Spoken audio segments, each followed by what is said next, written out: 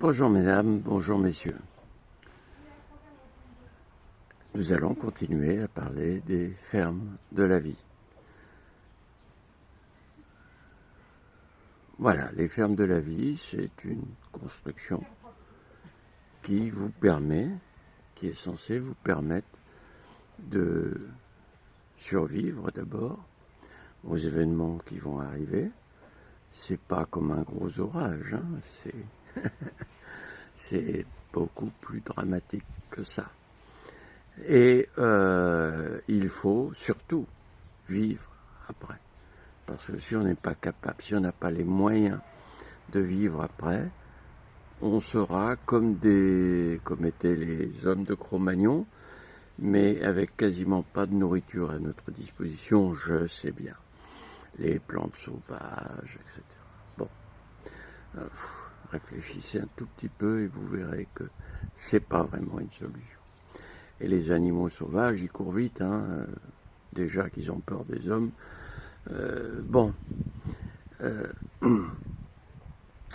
Voilà, vivre, et en plus, c'est pas ça le problème. Les hommes de Cro-Magnon, il y avait plein de dangers. Enfin, je dis les hommes de Cro-Magnon, les hommes préhistoriques, disons. Il y avait plein de dangers. Les lions à dents de sabre, ou les tigres à dents de sabre, je sais plus, etc., toutes ces bestioles-là. Et nous, on a bien pire, bien pire. Un tigre à dents de sable, on va le sentir arriver. Alors ça, il faut peut-être une ou deux générations. Il faut déjà qu'elles existent, ces générations. Donc, vivre comme des hommes comme ça, comme les hommes préhistoriques, ça peut être une idée.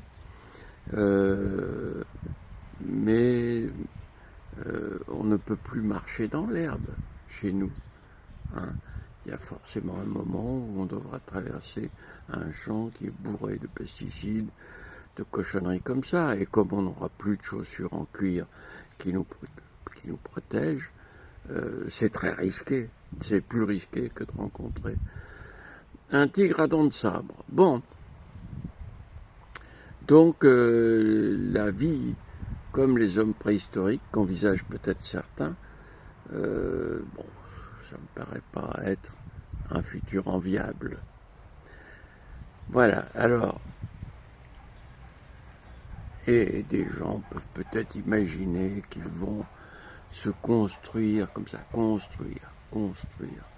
Construire, ça veut dire rassembler des choses, etc. Faut manger, faut boire pour construire, n'est-ce pas? Enfin, je veux dire, c'est le strict minimum. Il y a plein d'autres choses qu'il faut avoir, un peu de sécurité malgré tout, et voilà. Et donc construire, faut pas trop rêver, On aura bien du mal à construire quand cette civilisation aura disparu.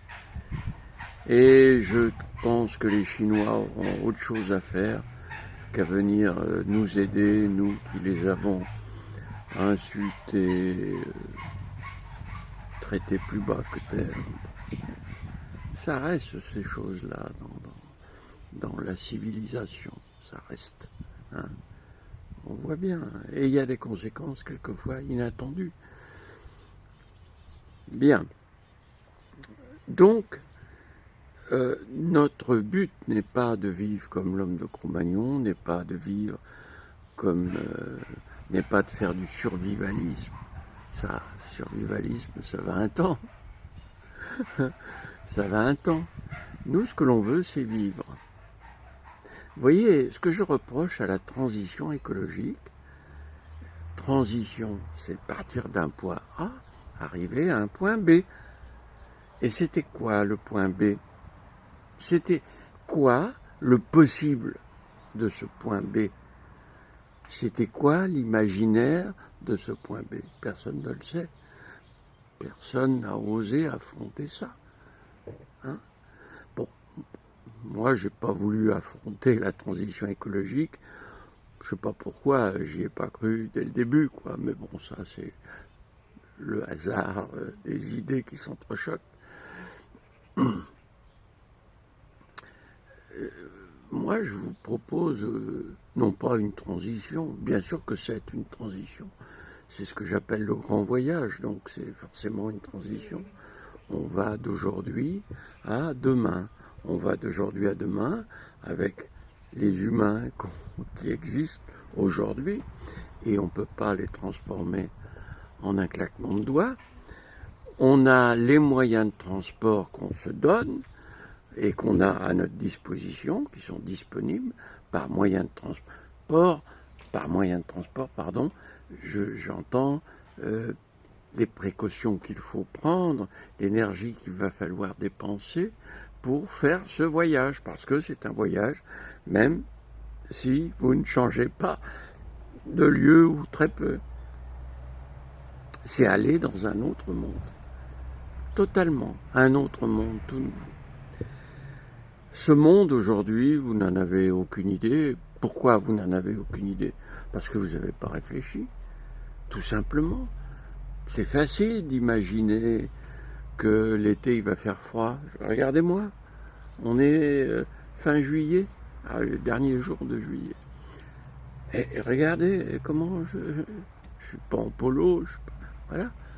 Hein, il va faire froid quand il doit faire chaud, et il fera très chaud quand il devra faire plus froid ou plus frais. Bon,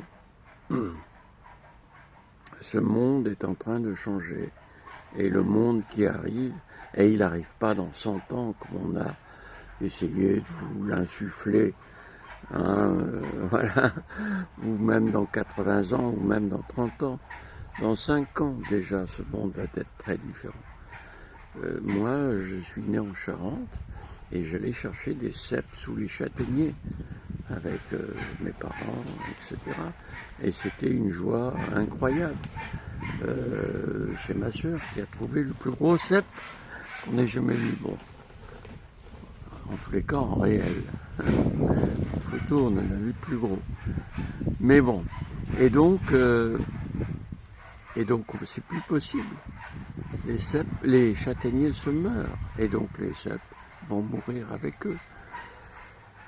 Voilà, c'est un petit peu la même chose, les insectes sont morts, les oiseaux ont quasiment disparu, même si je vois encore quelques hirondelles ici, là où je suis, mais tellement moins qu'il y a 20 ou 30 ans que...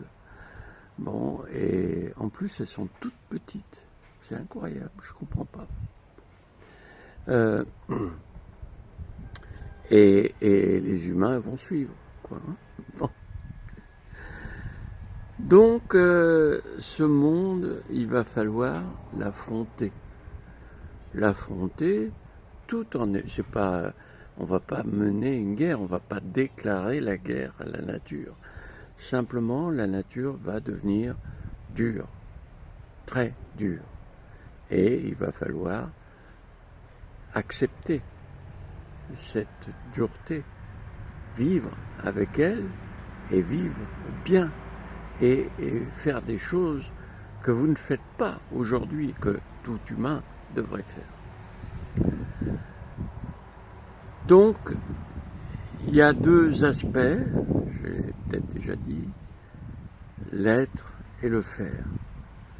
Vous allez devoir changer. C'est pas le nouvel homme ou je ne sais quelle politique qui avait peut-être des justifications d'ailleurs. Là, vous allez devoir changer, non pas parce que vous voulez changer, non pas parce que moi je dis qu'il faut changer, mais parce que si vous voulez vivre, il va falloir changer. Vous êtes individualiste, cette civilisation nous a construits intimement comme des gens individualistes. On a notre maison, notre voiture, notre chien, notre femme, notre mari. Voilà. On n'a plus nos parents. Ça, ils sont en maison de retraite, ou ils ont disparu.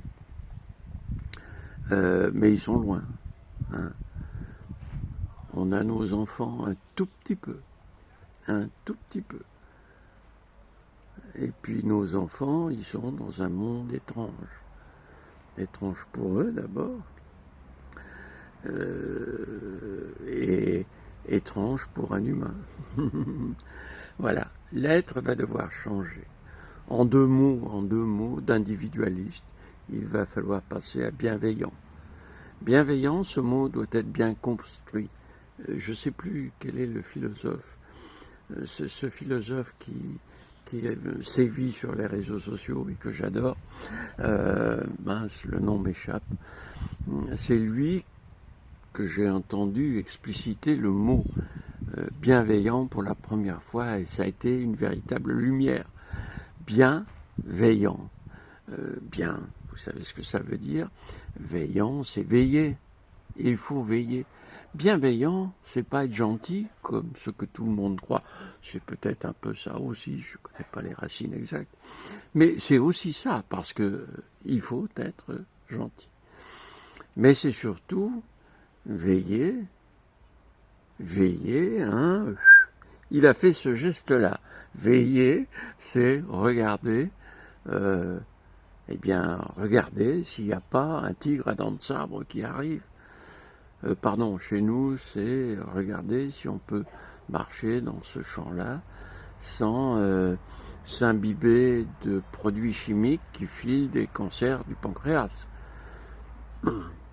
Voilà. Être bienveillant, c'est ça. Mais c'est bien d'autres choses. Être bienveillant, c'est aider vos voisins à vivre. Et votre vie maintenant va être complètement conditionnée par être bienveillant. Alors certains pourront dire non, mais moi je suis un chef, moi je vais réunir quelques personnes et ensemble on va prendre un fusil, bon, les balles, les cartouches, ça se termine un jour. Et puis on va aller piquer ce qu'ils ont cultivé, voilà. Ça, c'est certainement dans l'esprit de quelques personnes ce qui naît. Hein. Moi, j'aurais aucun risque. Hein. C'est pour ça, ils disent aujourd'hui, on profite aujourd'hui. Et demain, on profitera aussi. Bon, j'ai mis quelques doutes sur la viabilité de cette politique dans le monde futur. Hein. Ça veut dire qu'ils n'ont pas réfléchi à ce monde futur. Réfléchir, c'est un vrai travail. Hein, c'est pas s'asseoir sur son canapé, une bière à la main, et je vais réfléchir. Non. Réfléchir, ça veut dire s'informer, ça veut dire croiser des informations, ça veut dire élaborer des scénarios du possible, en éliminer quelques-uns qui sont pas sérieux, et en garder d'autres qui sont terribles. Hein, voilà. C'est ça, réfléchir, c'est un vrai travail. Donc, si certains pensent qu'ils vont pouvoir comme ça maîtriser, les gens riches les gens très riches qui ont construit des blocos ou des fermes, ils appellent ça des fermes, hein, en Nouvelle-Zélande, en Suède, hein, pour y aller habiter quand la civilisation n'existera plus. Ceux-là, ils n'ont pas du tout réfléchi. Hein. Vous voyez, on se demande s'il faut être intelligent pour être riche comme ça, quoi. Hein. Parce que c'est quand même fondamental. Réfléchir à sa survie, c'est tout de même le minimum. Hein, qu'on ne réfléchisse pas à des moyens de gagner 10 fois plus d'argent. Bon, je peux comprendre, ils n'arrêtent pas de réfléchir à ça d'ailleurs. Mais réfléchir à sa survie, c'est encore plus fondamental. Ok, bon. Et il va falloir que j'arrête là. Je suis trop long, je sais, je vous ennuie. Donc, il va falloir que vous inventiez cet imaginaire. Nous, on peut vous aider, mais on ne veut pas trop vous aider. Cet imaginaire, c'est un travail que vous devez faire. Parce que c'est pas simplement avoir entendu Didier Lénard dire « ce sera comme ci, comme ça hein. ». D'ailleurs, je ne peux pas vous apporter les preuves. Je peux vous apporter des explications. Bon, donnez-moi quelques heures et on pourra parler d'un point. Mais je ne peux pas prouver. Il faut que vous ayez la certitude que vos choix d'imaginaire soient justes. Pourquoi vous devez être persuadé de ça?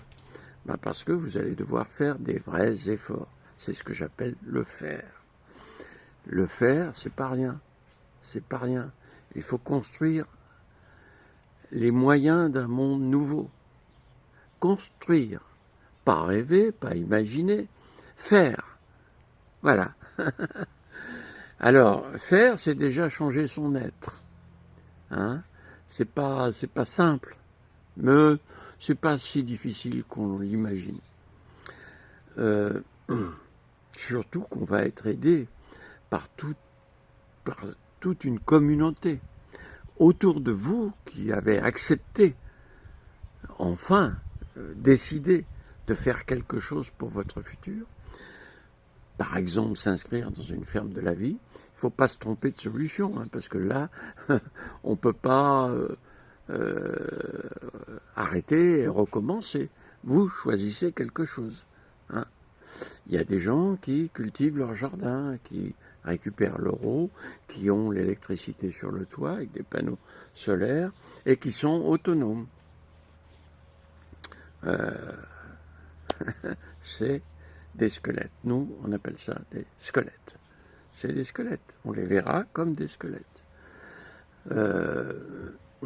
Et en plus, par-ci, par-là, couchés au milieu de la route, sur le trottoir. Voilà, c'est devenu des squelettes.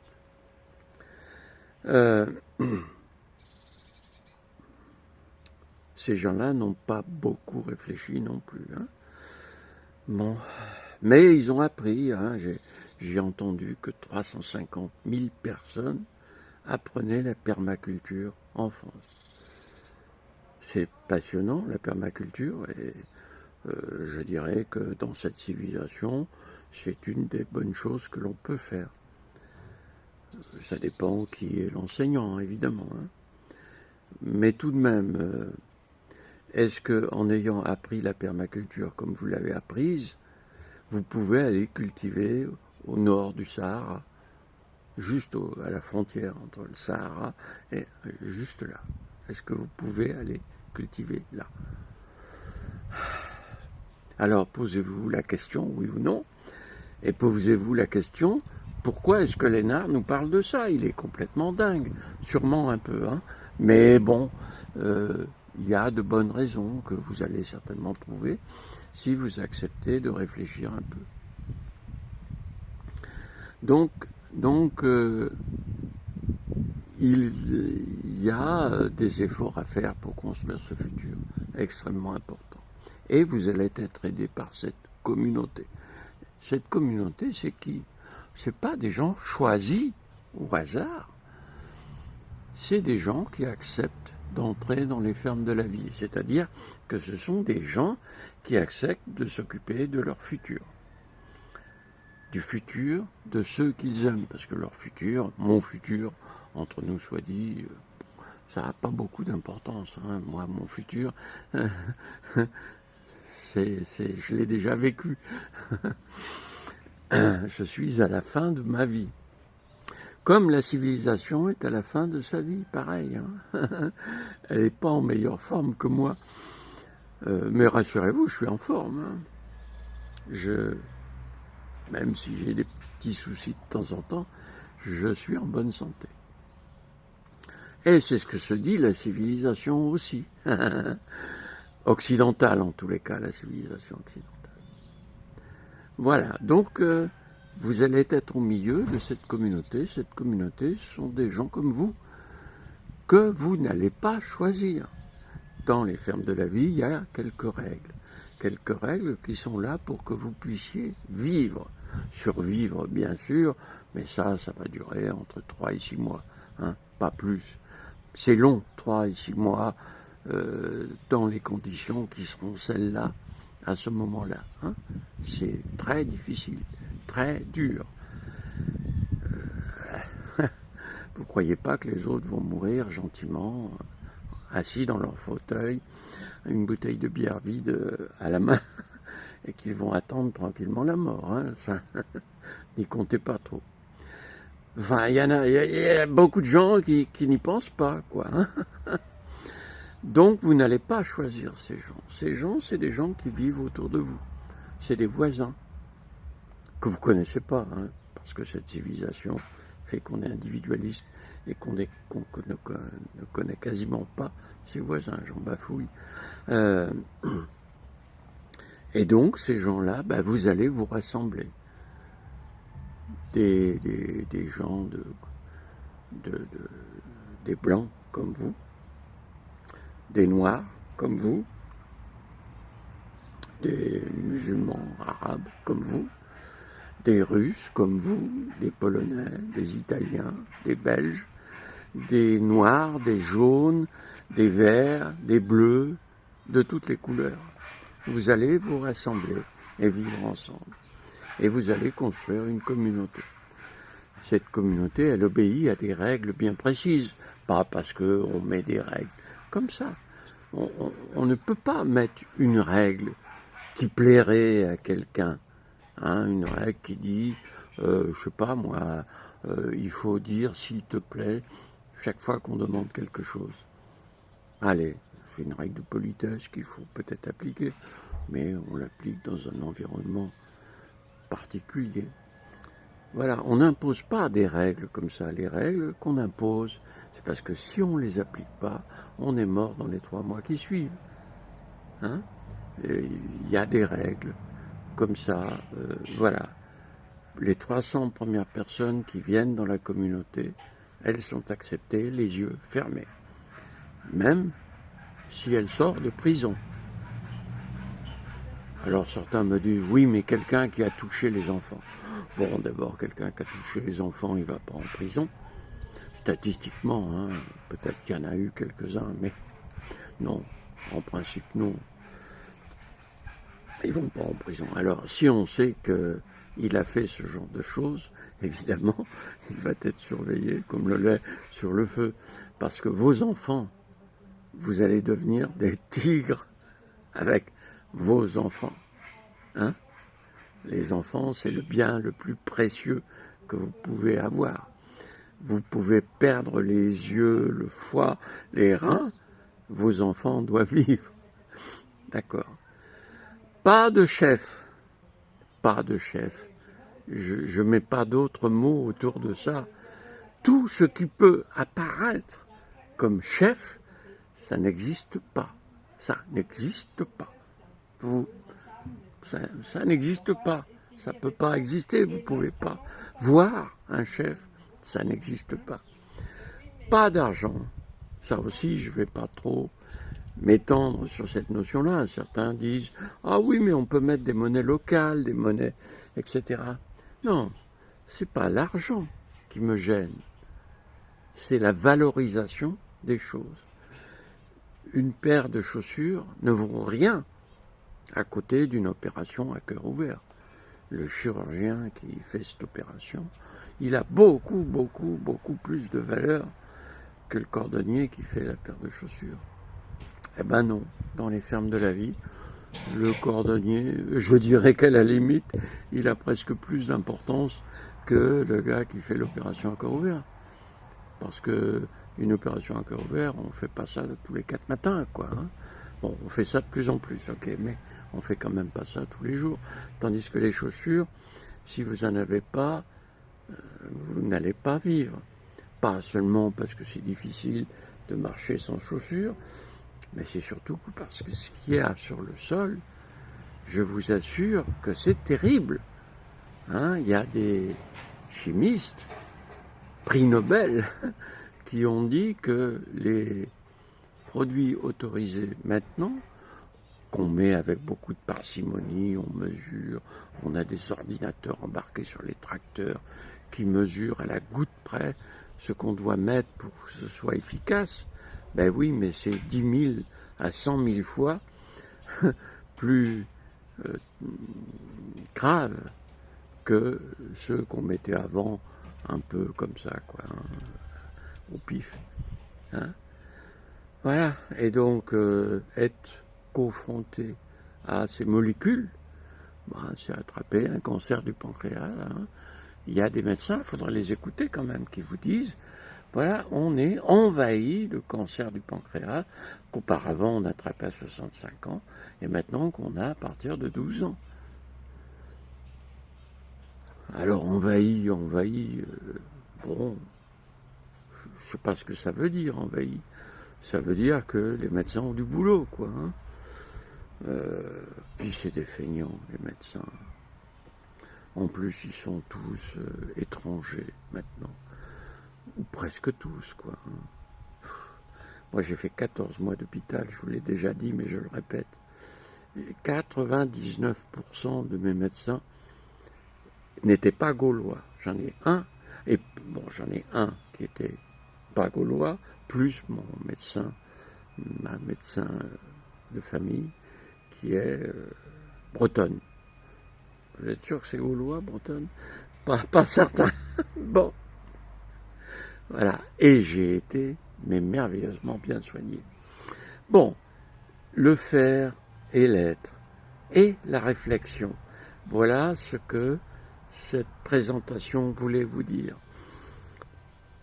Le faire, eh ben, il va falloir faire ce que tous a envie de faire, cultiver son jardin. Il va falloir cultiver des légumes. Ça veut dire qu'à partir du moment où vous vous êtes inscrit dans une ferme de la vie, si vous faites bien votre travail, le travail qu'on va vous inciter à faire, mais aussi le travail que vous allez pouvoir imaginer pour améliorer ce qu'on vous demande, nous, de faire. Nous, on propose. Hein, on ne vous fait pas payer, tout est gratuit. C'est pas que c'est gratuit, c'est que c'est bénévole. On vous apporte ce qu'on croit, ce qu'on pense être une solution pour vivre demain. Pour survivre d'abord et pour vivre demain. Et pour ça, il faut s'inscrire sur le site. C'est compliqué, attention. La vie demain, en un seul mot, .org. O-R-G. laviedemain.org. Vous voyez, il y a presque personne. Hein. Vous allez vous inscrire. On ne vous demande rien, juste votre prénom. On ne veut pas vous connaître. On ne veut pas savoir. Parce que on veut que vous vous décidiez du fond de votre cœur, de votre connaissance, de votre sensibilité, de vous. C'est un choix de vie que vous faites. Pour l'instant, ce choix de vie, il n'engage que vous. Hein? Mais demain, il engagera les autres personnes qui se sont engagées déjà ou qui s'engageront après.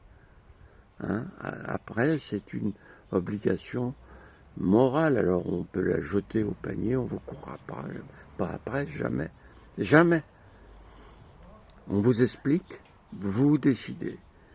Et alors, on vous demande votre prénom, votre adresse mail, parce qu'on va vous envoyer 6 mails, 5 ou 6 mails. Et on a besoin de votre code postal, parce que si tout d'un coup on a 3-4 personnes qui se connectent à laviedemain.org et qui s'inscrivent, eh bien c'est un coin dont il faut qu'on s'occupe. Nous, on ne va pas aller prêcher dans le désert, hein. On va aller prêcher là où il y a quelques personnes qui constituent la base de cette communauté. Constituer la base de cette communauté, vous n'aurez pas de médaille, pas même en chocolat.